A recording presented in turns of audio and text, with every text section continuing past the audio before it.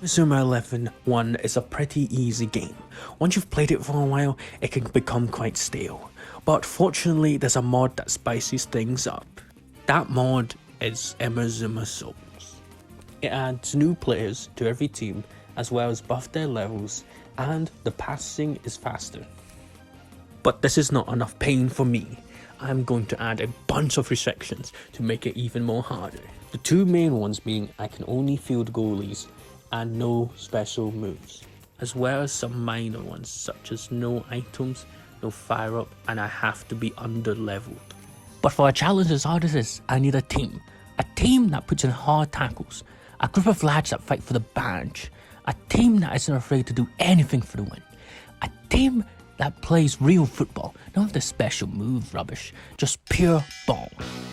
Who is this team, you ask? Meet the Brexiteers! Boys in nasty schools, headmasters breaking all the rules, having fun and playing fools, smashing up the woodwork tools. All the teachers in the pub, passing round a ready rub, trying not to think of when the lunchtime bell will ring again. Oh, what fun we had, but did it really turn out bad? All I learnt at school was how to bet not break the rule. Oh, what fun we had, but at that time it seemed so bad, trying different ways to make a difference too. The headmasters had enough today. Now that you've seen what the lads are about, let's get to know them more. We will be rocking the basic, aka the B-Tech 442. In goal, we have good old reliable Mark Evans, who will be in and out the squad as sometimes I am forced to start him. At right back, we have Craving. This fat bastard will eat anything. Has a full English breakfast every day, but without the mushrooms or tomatoes. Or how he says it, no fucking plants. At left back, we have Jim Sweatman. Mainly here on name alone, but gets kicked off the squad after I realise what a leotard is. Because only true hard lads are allowed on this team. Next, we have the centre-back pairing of dreams. Better than Ramos Pepe, better than Tarkowski and Ben Mee, better than Maldini Nesta. The tag team of Chops and Albion. Albion is great at fighting, but he's a bit of a scaredy cat. But Buster over here always starts fights, meaning they are the perfect duo. In midfield, we have two proper geezers. First, we have Big Dazza Tighthead. He's actually a rugby player, probably because he likes smashing fucking heads. Also, he has the same mark on his head as Buster.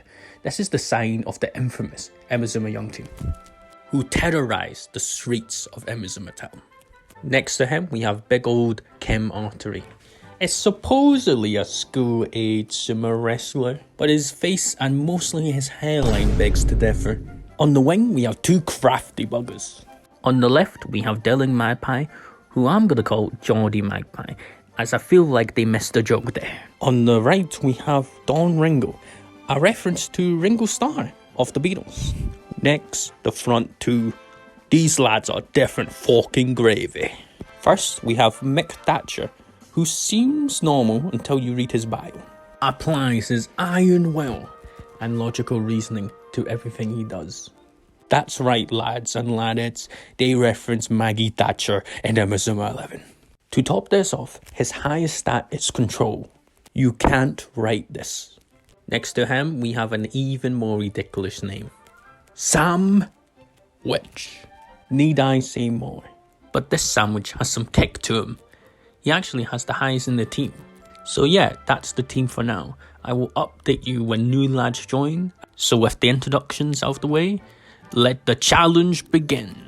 First, we played KFC, who I was initially worried about since they have two Germans on their team.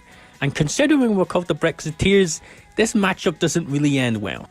This tradition would seem to be true as they dominated early on and had multiple shots on goal. But luckily, Mark was putting on performance as he made multiple saves that kept us in the game. Then, late in the first half, Buster wins the ball back and starts a quick counter-attack that ends in this beautiful pass by Johnny to Maggie Thatcher. Then Maggie Thatcher performs a chip that demolishes the German wall, which is ironic because she hated the demolishing of the real German wall. After the goal, they weren't the same. They even had this howler at the start of the second half. Soon after this mishap, they were through on goal, but luckily Mark came just in time and put in a perfect challenge. I then proceeded to fuck up an easy sweaty goal. Nothing much would happen for the rest of the game until in the dying minutes, Millie beats 3 defenders and is now 1-on-1 with Mark. But for some reason, she refuses to use her special move and Mark makes an easy save. We end the game as 1-0 victors, and I done it on my first try.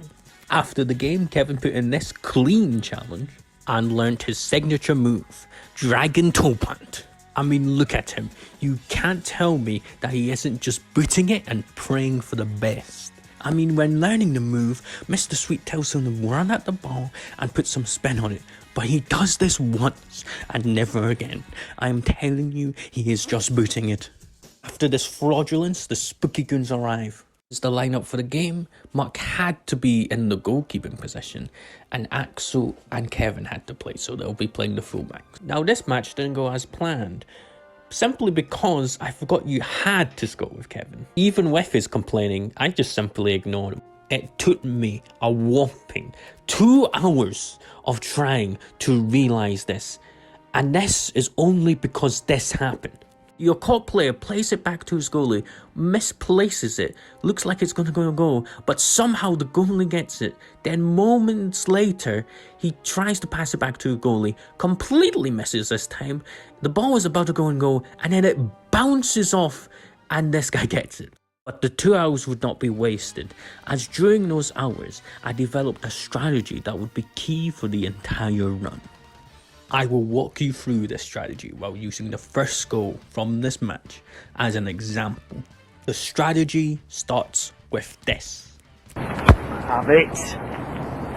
Now you might be wondering why I kicked the ball out of play immediately after kickoff. This is because I actually want them to take the throw in. This is because before any set piece, the game allows you to move your players basically anywhere before they even take the set piece. This is a key factor, since if you move your players just right, the AI becomes very predictable and you can use that to your advantage. In this example, I use my players to mark everyone he can possibly throw the ball to quite tightly, except one, Frankie. I leave him basically open with Sandwich nearby. Then when they take the throw, they are forced to play it to Frankie as he's the only one who is open. But by the time he receives the ball, Sandwich is there ready to put the challenge in.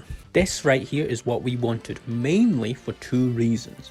First off, Frankie happens to be one of the only players on the entire team that doesn't have a dribble move, and he is earth, while Sandwich is air, meaning Sandwich will win the ball back basically every time. In this case, he wins the ball. Secondly, Frankie also happens to be the furthest back player on the team, meaning once I win the ball from him, I have acres of space to run into. I then proceed to use the space and time this has given me to score an easy sweaty goal from Maggie Thatcher. Now, you might call this cheating or exploiting an exploit, but I call it one thing: shithousery. After our goal, they will perform their hypno bullshit for an easy goal to make it 1-1 that ended the first half. After kickoff, big Johan Tasman proceeds to run for the whole team while using his special move, but then, yet again, Mark comes out of his goal and puts in an inch-perfect challenge. He then passes it to Kevin, who puts it out for a throw-in. I then quickly swap Maggie Thatcher and Kevin before the throw-in. I then proceed to use the same setup as last time, but I fuck up the placement of Sandwich, which causes the thrower to play it short. This results in an aerial battle between the two. But luckily, Sandwich wins this and somehow pings a perfect pass to Kevin. Then Kevin uses Dragon Toe Punt, but it is saved by their goalie. Then Ringo wins the ball back immediately after, but Kevin is unfortunately offside. I then proceed to mark everyone he can pass it to, similar to the throw-in. This ends in me almost intercepting the back pass to the goalie. The goalie then passes it to Frankie, and luckily Kevin is there for the challenge. Kevin wins it and shoots with Dragon Toe Punt, and it flies off in the air since he's toe punting it. But luckily, Axel thinks it's a pass and he uses Fire Tornado on it. Kevin, the fraud that he is, claims this was all planned. They then take kickoff, and Albion wins the ball and kicks it out for a throw-in. I then proceed to use the same strategy, but I don't fuck up Sandwich placement and score an easy goal, similar to the first one. We then close out the game to get the 2-1 victory, since story goals don't count to the final scoreline. Spirits were high after the win, but unfortunately, something tragic would happen. We experienced something so vile, I hope none of you will have to experience this for yourselves. We met an American.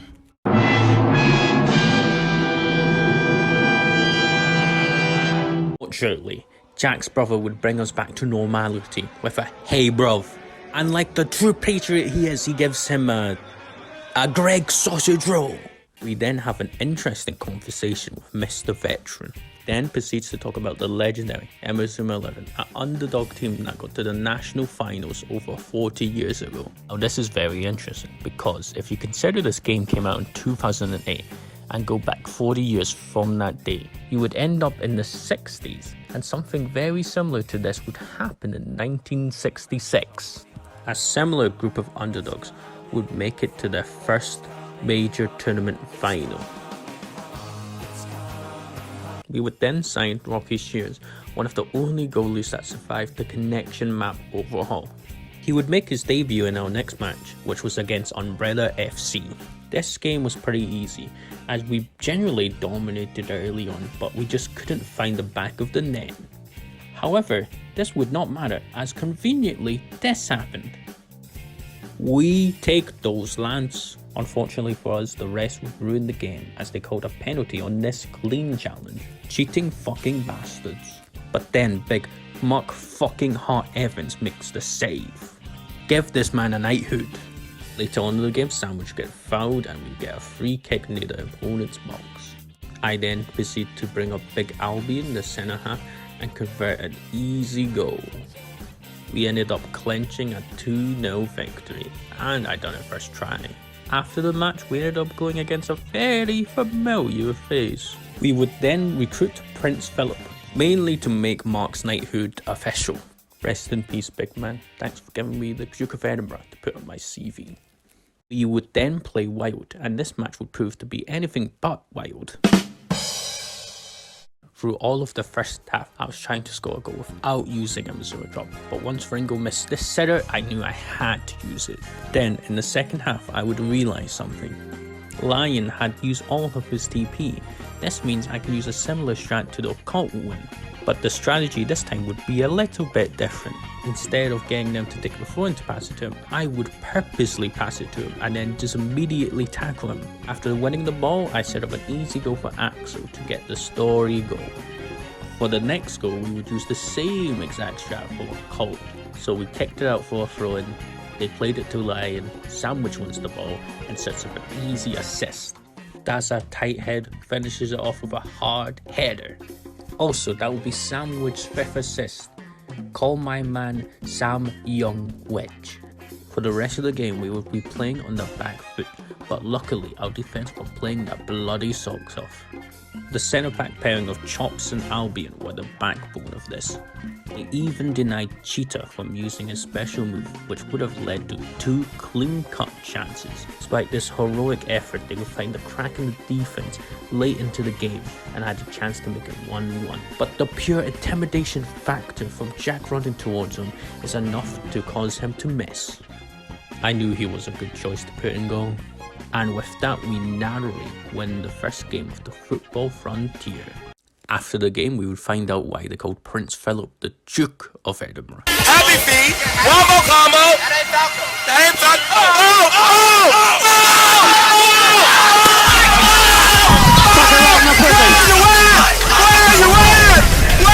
We then recruited a lad by the name of Bell Dozer. He is an absolute hard lad since he demolishes abandoned buildings with a mere tap. We then were forced to do a special training.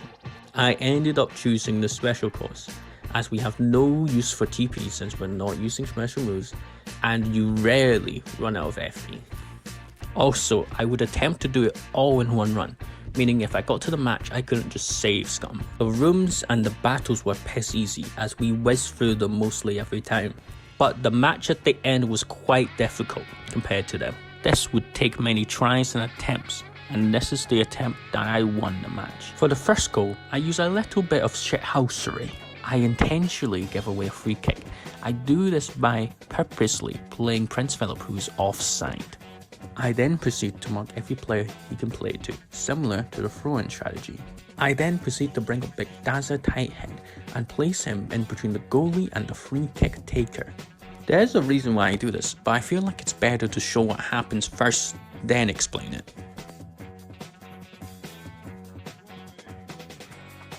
Now, you might be wondering why that happened, and I have no Scooby-Doo why. My best guess is that in the normal game, the goalie would have got there for the contest, but since we're playing on souls, the ball moves faster, therefore he doesn't get to it in time. Anyway, with that eg.Axel tight head scores. Soon after this, I have a chance to make it 2-0, but I fuck up the easy pass. But luckily, Ringo wins the ball back almost immediately after. Also, Ringo's a fucking legend as he puts in hard tackle after hard tackle. I just don't show it because it would be too tedious.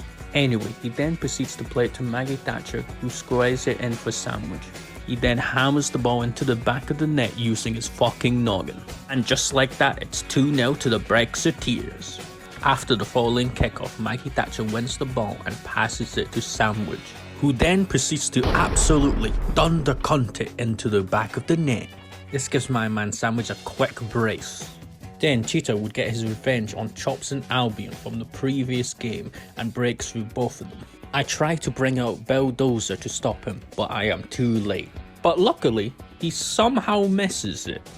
Fortunately for him, he would have a chance to redeem himself as Gorilla sweats it to him and he scores in the open goal. Then, in the dying minutes of the game, eg.Axel has the chance to make it 4-1, but then she fucking misses it. We would end up beating Flash Training quite comfortably on this attempt, as we came out 3-1 victors. Nothing much of interest would happen before the next match, but we would recruit two interesting lads. First, we would recruit Big Charlie Borfield, who I mainly recruited due to his endgame model, which has his mouth constantly open, which I find very funny. Also, Damn, boy. Damn, boy, he's thick. Boy, that's a thick ass boy. Damn. we also recruited Big Will Wisp, who is a very interesting bloke. He's still cautious about COVID, that's why he's got the mask on. But he still wants everyone to know he's an absolute hard man, hence the fucking bones. We already know he's a hard lad since he has 3 scars on his fucking head, despite being 13 to 14 years old. Anyway, these two would be key in our next match, which was against Brainwashing. This match would be the most difficult by a country mile. It even felt like a fucking boss fight at times. The main reason for the spike of difficulty is because their players are on drugs and have infinite TP. You see, the reason why the AI doesn't just spam special moves, it is because it knows TP is a limited resource and factors that in when making decisions on whether or not to use a special move. But if it realizes it has infinite TP, it will spam special moves at every possible opportunity, as there is no risk to it, as it can't run out of TP. As a result of this, the AI will just keep spamming moves without giving it a second thought. This becomes a major problem once you realize that every player on the team has a dribble move, a shot move, and a block move. This is what makes this match so fucking difficult, as it's impossible to get a shot on goal, because it is very difficult to advance the ball off the pitch without getting into a duel, which they always win. And even if you get the shot on goal, the goalie saves bloody everything.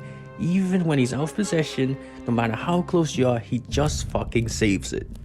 He could probably save the fucking Titanic, man.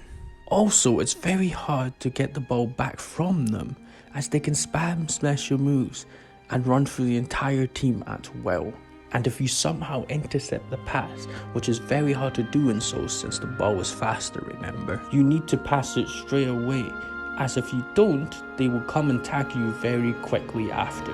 To add on top of this, since they all basically have shot special moves, if they get a shot on target, it's a goal guaranteed. And the icing on the shit cake is that most of the players are double the level of mine. Now, you might be wondering, how on earth are you supposed to win this? If you can't score, can't keep the ball, can't get the ball back, and can't save a single shot. Fortunately enough, I had an ingenious plan that could be used to win the game, but it would need to be carried out to perfection in order to work. And for a plan as tedious as this one, I would need a team. A team full of disciplined and hard-working lads. A hardy bunch of lads that would run until the final whistle. And a team that is not afraid to risk it all.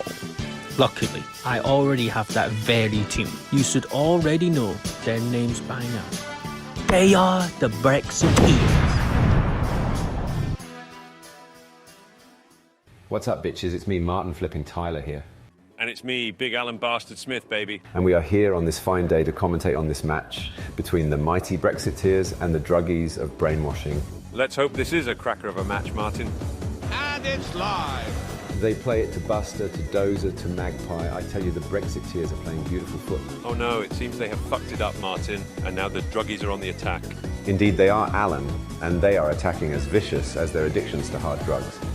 Jonathan Seller plays it to Jimmy Kirk, who now only has to beat Buster Chops to get to one goal. But what's this, Martin? He does not even try to tackle him. Has he given up?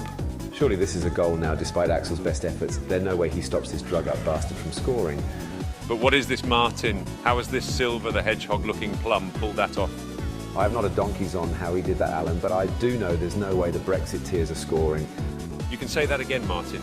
Their goalie has needles implanted in his brain. No way they are scoring. Oh my God, Charlie Borfield decides to have a pop. Oh, yes! I swear you'll never see anything like this ever again! Now, you're probably wondering what just happened and how it just happened. First, let me rewind it, just before I move Chops out of the way.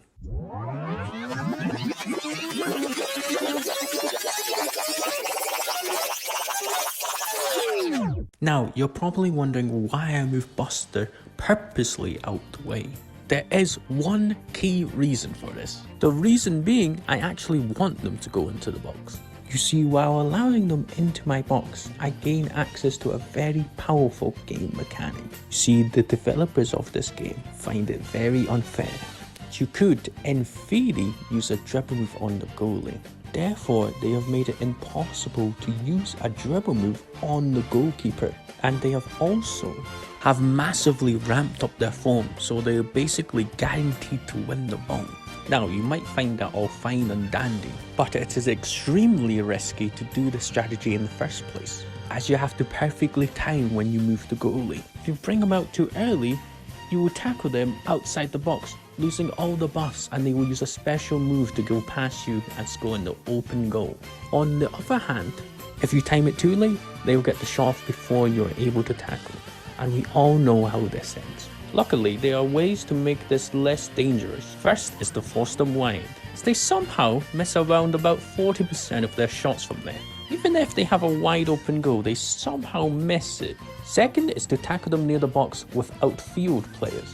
While you will lose the challenge basically every time, it will pause the game and allowing you to adjust the arrows and draw new ones. Also, it is a good way to waste time. That is all on the defensive side. Let's move on to the offensive side. The offense is centered around one key technique that I would like to call, don't shoot it, boot it. I was made aware of this technique during the Flash training match. The reason why this technique is so effective is because of two factors. The first one being, as mentioned beforehand, the ball moves faster in shows. This makes the technique much easier. Secondly, it bypasses the goalie's chance to use a special move, as it does not count as a shot and does not trigger the option to use a special move in the first place. But you must be asking yourself, why is the goalie's positioning in all these clips so fucking shite? Well, you see, the goalie is programmed to move by itself. The problem lies with how they programmed this. They programmed the goalie's possession to move and aligned with the ball position. If you keep the ball down the wings, once you shoot, you will have a wide open goal basically. But for this to work, you must advance the ball in a straight-ish line. And if you deviate from the line, the goalie's possession will be more centric. As a result of this, he will most likely save it. There are two other things to be careful of while using this technique. The first one being, you have to shoot the ball as soon as you get it, otherwise they will tackle you. And the second one being, you can't shoot from too close, otherwise it will turn into a shot. Now that's it for the explanation. Let us return to the banger of a match.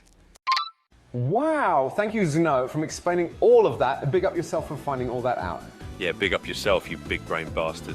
Oh, what is this? Neil Turner is making a decent run down the wing and is now through on goal. And this looks like a tasty chance for him.